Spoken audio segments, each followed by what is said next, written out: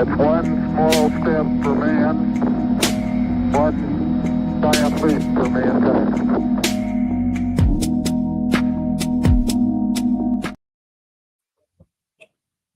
What it do? What it do? Welcome to another episode of Let's Bet It. Um, Good night last night. It's actually been a pretty profitable last 3 days for me, for myself. Let me throw this music on real quick. Give me 1 second here. So yeah, pretty profitable day last night.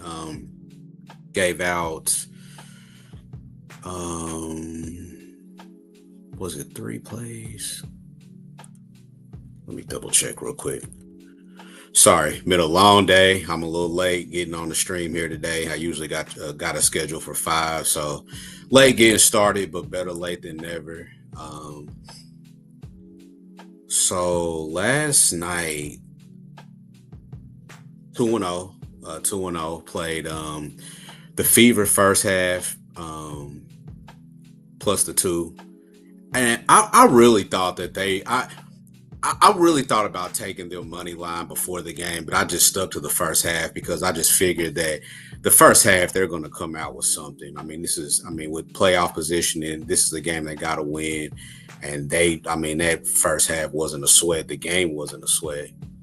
They blew Seattle out. And I also played the Mercury Sparks under 177.5. That was a sweat. That one barely cashed, but at this point of the year, we take them. We take them. We take the wins. And since Sunday, I was looking back at my Twitter plays, and since Sunday, we're 8-0 on the Twitter post.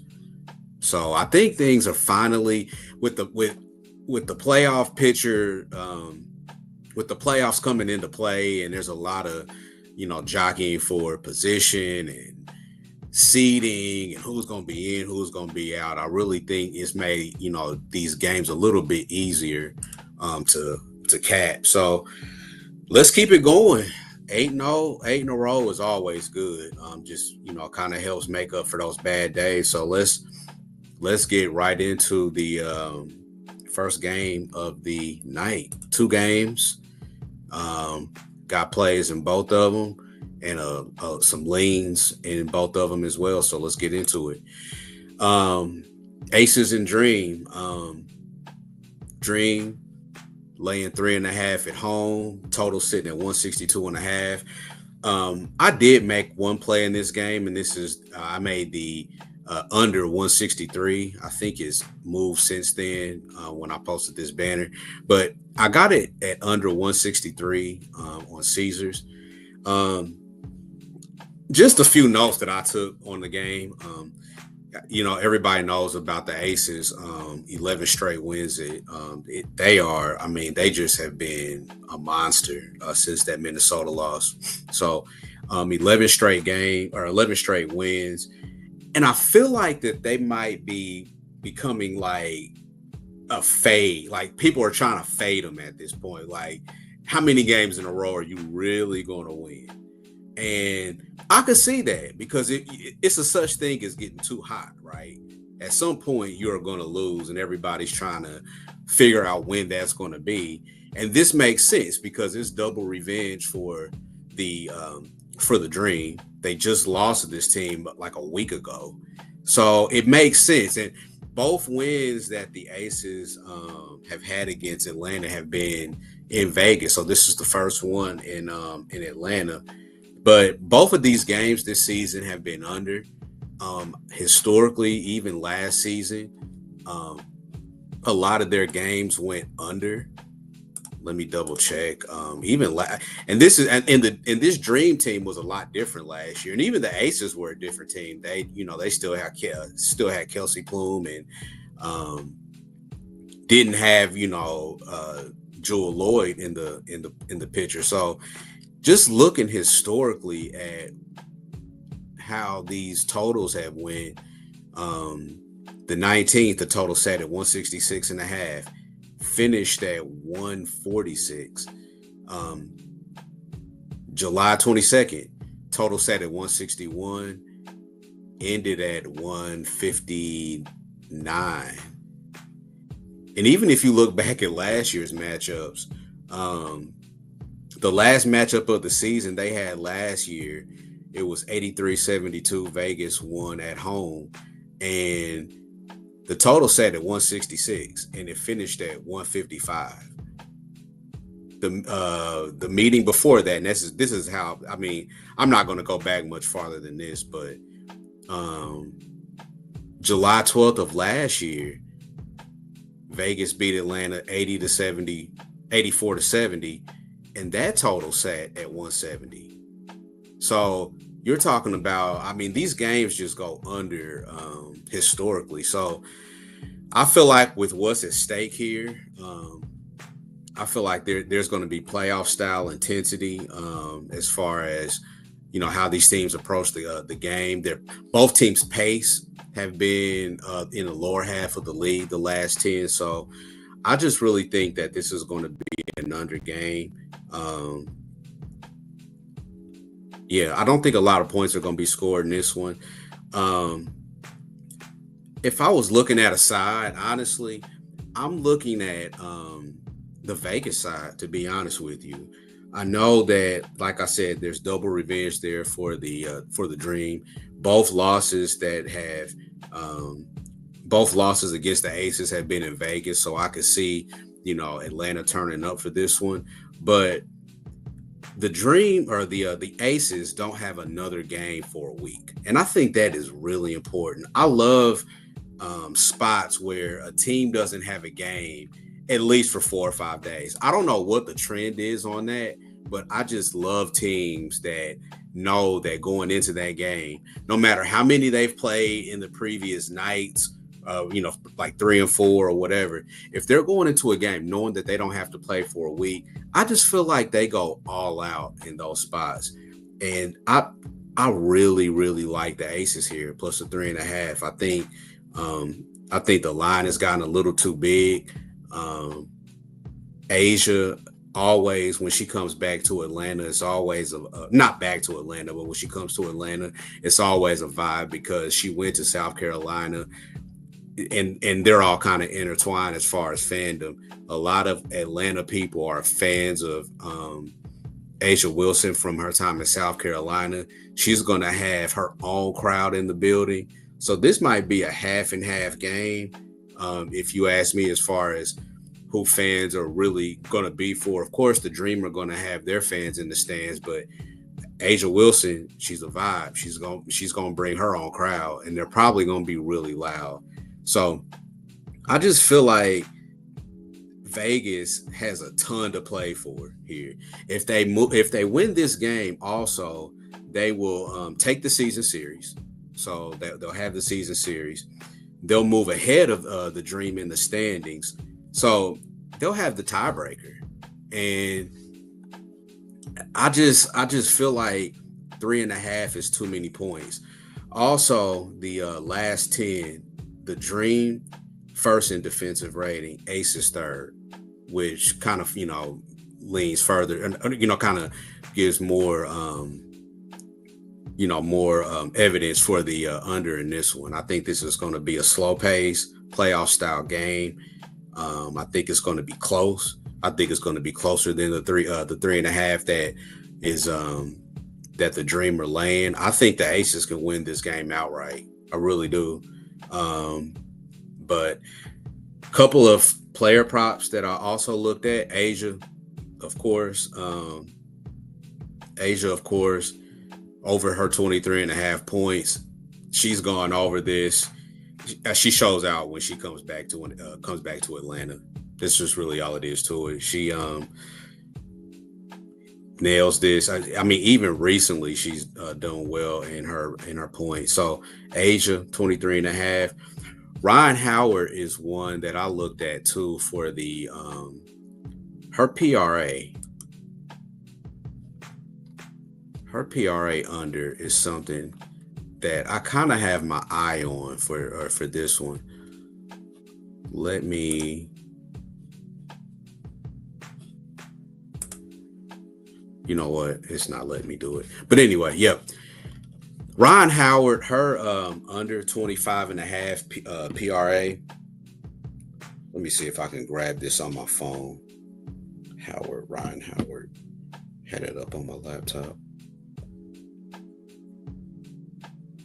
Here we go. So her 25 and a half PRA, she's been under this in her last 8 out of 10 outings. And I think that with me liking the under in this game, and I think it's going to be slower pace. I think there's going to be not as many possessions. I don't see how she goes over this. In the head-to-head matchup, she did eclipse this in the last meeting, which may be driving this number up. She had 28 in their last meeting, but even last year, and like I said, this Mercury team is a lot different. Or this not Mercury team, but this Dream team is a lot different than it was last year. She was still under against the Aces.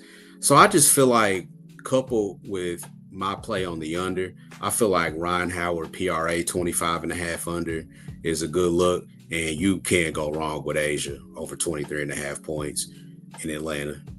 She's gone. I would ladder that to 30, to be honest with you. So that's all I have on this game. We'll hit the next one, last one. Sun at Wings. This line has moved crazy. Wings were, I think they opened at 2-point favorites. And then the Paige news came through that she was dealing with an illness, missed practice yesterday. So then it moved. I know it moved. I was seeing Sun like -3.5 at some spots, but then she was not ruled, but she participated in shoot around today.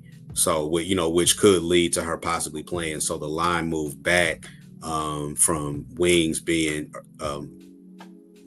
catching 3.5 back to 1. And the way the line moved it and the total moved, that it feels like Paige probably is going to play.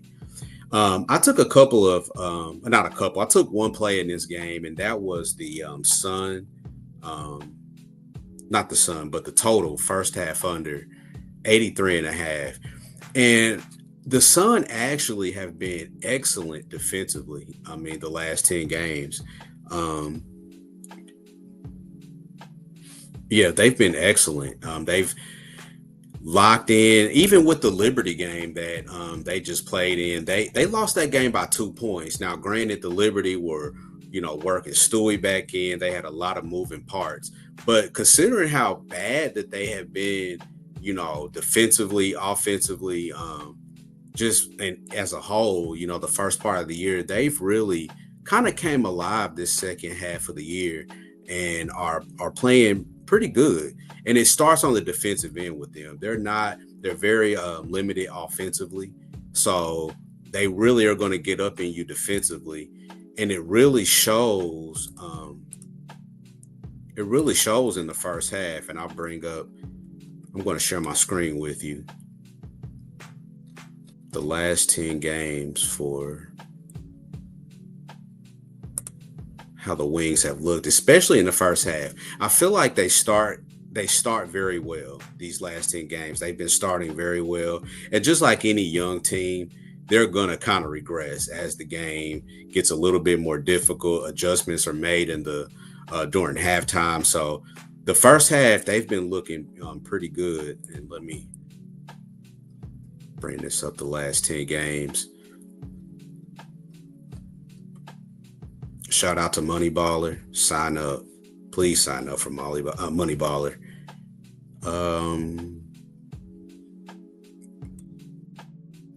So I'll share my screen with you guys.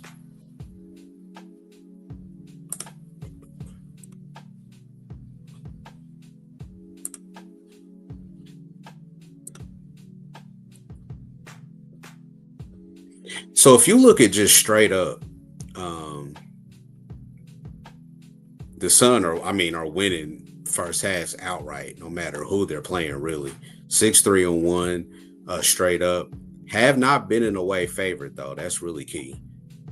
Rarely, I mean, they've been dogs all year, so to be an away favorite is new territory for them, which could be a reason why, you know, that would scare me off of kind of taking them. But I feel like, look at their ATS. They're 8-2.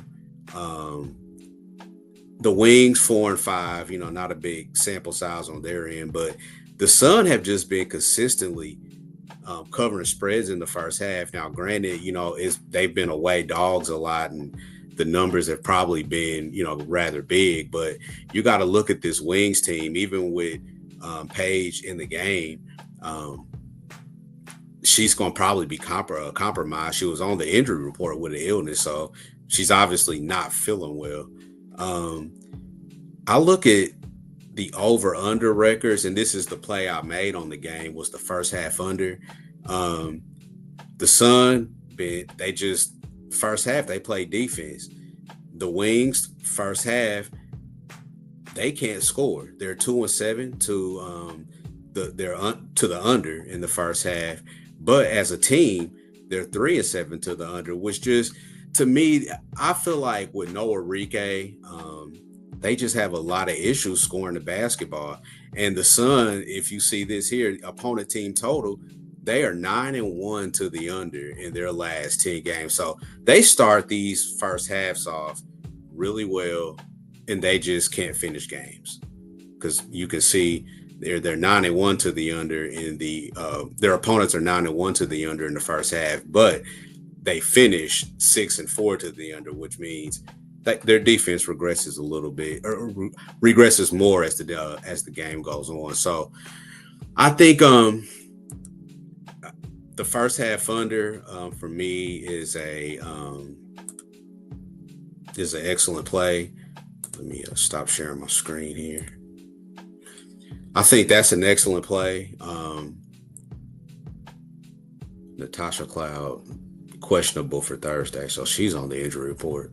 Okay, wow. So looking at the games tomorrow, yep, Natasha Cloud on the injury report. But went through that game, I think, pretty good. No player props for me on that one. I think that game is going to be another low scoring game, but I really like it the first half, so that's what I played. First half under 83.5. Best bets. My best bet for the show, honestly, is the Aces and Dream under. Both of these teams, like we talked about, have been top 5 recently in a defensive rating, playoff style atmosphere. Dream with double revenge at home. Both of these teams play slow. I just think that this is going to be just another like 155-ish type game in Atlanta. I think Asia shows up and gets hers, and I think it's going to be a good one. So Aces Dream under 163 is my official play for the show. Like, subscribe. I know GLB, he has a system play today on Twitter. Not sure what Can't Stop has today. Me and him got to talk about plays. We always do. So I'm not sure if he has anything today, but just tap in with us. Stay in touch. Like, subscribe. Still trying to get to that 100 followers or 100 subscribers on YouTube. So let's do that. And we 8-0 since Sunday. Let's see if we can get 2 more tonight. John Witherspoon's gonna take us to the crib. Peace out. If you broke, try to have a nice day. If you're fat, try to have a nice day. If you're skinny, try to have a nice day. If you got a big head, try to have a nice day. If your mama's ugly, try to have a nice day. If your daddy whoop your ass, try to have a nice day.